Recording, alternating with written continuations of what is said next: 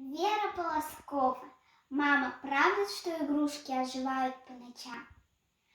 Мама, правда, что игрушки оживают по ночам? Кофе пьют, едят ватрушки? Нет, никто не замечал. Говорят, играют в прятки и танцуют до утра. Ох, родная, это вряд ли. Уже поздно, спать пора.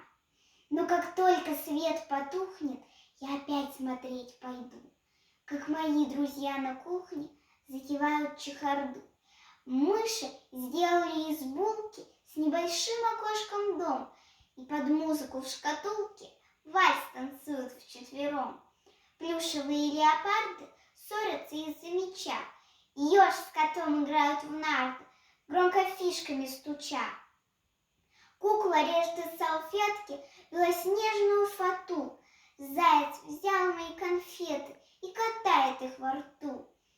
Утка расставляет свечки, зажигая фитили, чтобы лего-человечки к ней поужинать зашли. Из дольки мандарина, сделав новую луну, осьминог и балерина ставят оперу одну. Слон рассказывает сказку о подводном короле, как явился он прекрасный, грустной деве на земле. Как выходит он на берег, искрится, как роса.